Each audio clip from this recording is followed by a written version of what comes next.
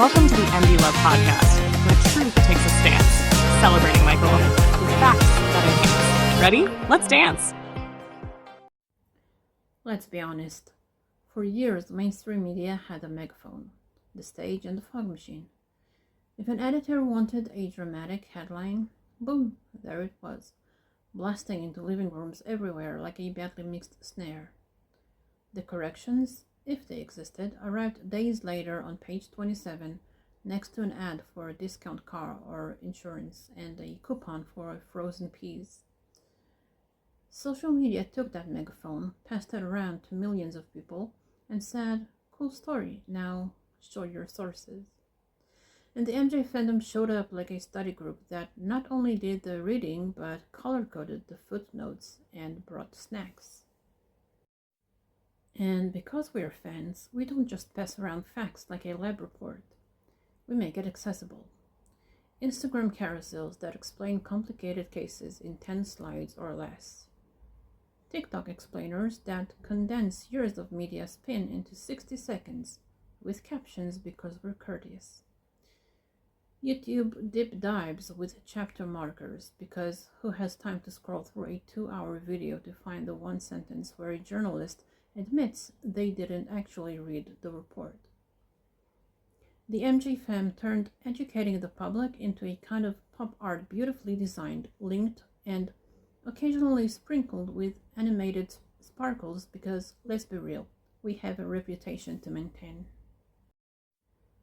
What's even better is that social media didn't just help us defend, though it absolutely did that. It helped us learn. We learned how to read primary sources instead of summaries about summaries. We learned that when someone quotes 3 words from a 30-page document, you should probably read the other 29 pages and 57 lines before forming an opinion. We learned to track down full context, what was happening with the label, who was managing whom, where that quote actually came from. We learned to save everything because screenshots are forever, and sometimes archives disappear for mysterious reasons that rhymes with oops. And education isn't only for the already converted. Not everyone who finds our content calls themselves a fan. Some are just curious or skeptical, or the kind of person who says, "Okay, but I heard," followed by something they observed 15 years ago in a dentist office. Social media lowered the barrier to entry. You don't need to announce your loyalty to stumble onto a well-researched thread. You don't have to join a Facebook group titled "We Knew All Along" to read a balanced breakdown of a rumor versus a fact. You can just be someone who likes a good beat and wants to know what actually happened. And that's huge, because the most powerful persuasion isn't a shout. It's a clear, calm walkthrough of the truth, delivered with receipts and the patience of a kindergarten teacher on a rainy day. Now let's talk about the elephant in the newsroom. Mainstream media's old habit of obsessive, dramatic recycling. Once upon a time, if a narrative got clicks, it got repeated. It could slide from outlet to outlet, picking up dramatic adjectives along the way like lint on a velvet jacket. But now the MG fam is there at 9:03 a.m. with quote marks and links and side-by-sides saying, "Actually, that image is cropped. Here's the original, and here's the part of the press conference you cut out. And while we're here, here's a 2003 interview that directly contradicts your implication." We've gone from "they said it on TV, so it must be true" to "they posted it online, so where are the sources?" The power dynamic shifted from "trust us" to "prove it," and the "prove it" side has a comment section. This doesn't mean mainstream outlets never get it right. Many do. Some journalists have used social platforms to correct the record in real time, interview experts live, and link the full documents we've been waving around for years. We celebrate that. We retweet it with emojis. We send the journalist virtual cookies. The point is not media bad, fans good. The point is that the old monopoly on the narrative has cracked wide open. When something misleading spreads, the corrections can spread too, and sometimes faster, because we've got group chats, server pings, and a cousin who apparently never sleeps. Of course, every superpower has a shadow. The speed that helps corrections fly can also fling rumors into orbit. The MJ community, like any large online group, has to check itself. We're passionate, we can sprint, but we also learned to pause, breathe, and ask, do we actually know this? It's not enough to dunk on a bad headline. We need to model the standard we want to see. Cite sources, invite questions, acknowledge uncertainty where it exists. We can debunk with humor, and we do, but we don't need to debunk with hostility. We try not to. We can be fierce without being feral. That balance is how people outside the fandom decide we're worth listening to.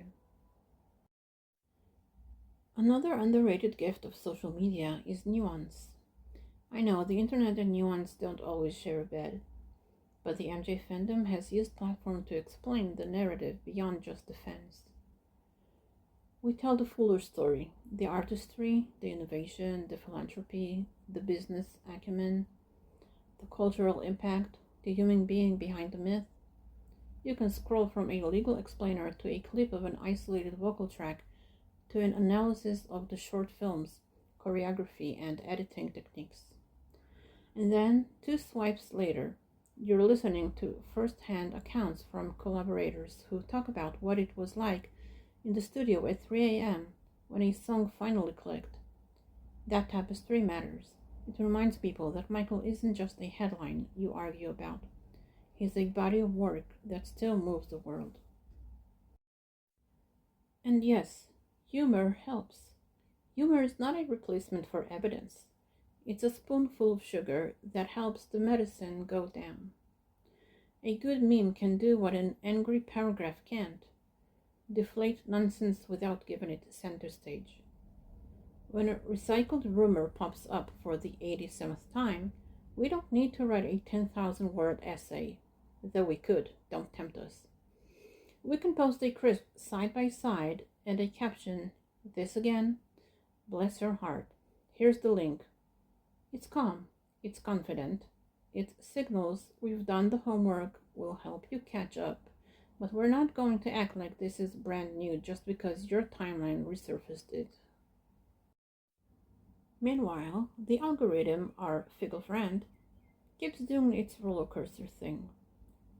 Sometimes it's a highway, sometimes it's a haunted house, but the MJ community learned to work with it. Consistent posting, digestible formats, collaborations, cross-platform strategies, and content that welcomes the curious instead of scaring them with mumbo-jumbo. We don't trap people in a fandom maze. We hand them a map, a flashlight, and a playlist. You know what else social media did? It made gatekeeping look tired. The old idea that only a few people are qualified to talk about Michael vanished in a puff of glitter. Now, if you've got sources and a clear style, step up. If you've got a gentle voice that calms the temperatures of a hot topic, step up.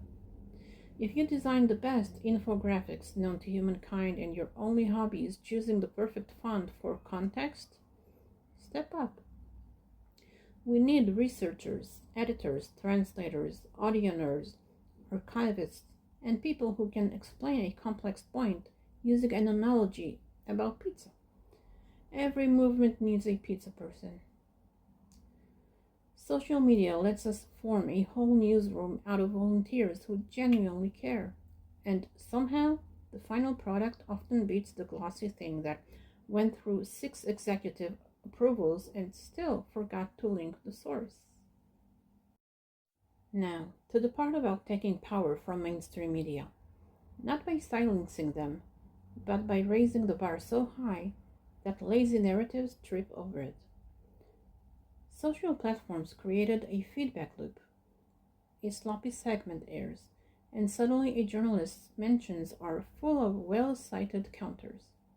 Producers learn quickly. If you cut a quote, someone will post the full clip. If you cherry-pick a statement, someone will post the entire speech. If you imply without naming the claim, someone will label it and answer it directly. The public sees both, side by side, in real time. That doesn't eliminate bias or error, but it changes the cost of being careless. Let's also talk about care, self-care, and community care, because advocacy can be exhausting. Social media makes it easy to think that you must answer every comment and correct every stranger at 2 a.m. You do not. The MJ Fem thrives because we tag in and out. We rest, we pass the baton. We use pinned posts, facts, and start here guides so newcomers don't need to summon a veteran at all hours. We remember there's a human on the other side of the screen, even when the other side is typing like their keyboard owes them money. We choose battles. We keep our sense of humor. We dance, literally and symbolically, because joy is part of the truth, too. And yes, we learn from mistakes. If someone in the community posts something that turns out to be wrong or incomplete, the best response isn't to bury it, it's to update it. We show our work. Hey, we got this part wrong, here's the correction. That builds trust. It signals that our loyalty isn't to a narrative, it's to a reality. If we demand accountability from media, we practice it ourselves. That's how you become a credible source, not just a loud one. So, where does that leave us? With a new kind of power, not the kind that shouts the loudest, but the kind that outlives, archived, sourced, and shared. The ability to teach, to welcome, to contextualize, to correct, and to do it with style. The MJ fandom didn't just clap back. We built libraries, we built playbooks, we built communities where people can ask naive questions without getting roasted, where disagreements are sorted with references, where a good faith skeptic can live with a different perspective and a playlist of live performances they never knew existed. So, yeah, social media changed the MJ fandom. It made us librarians with rhythm, journalists with playlists, and teachers with a very particular sense of humor.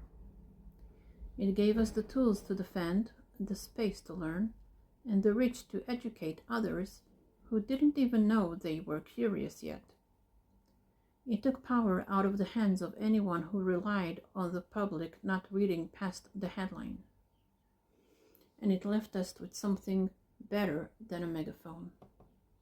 A conversation.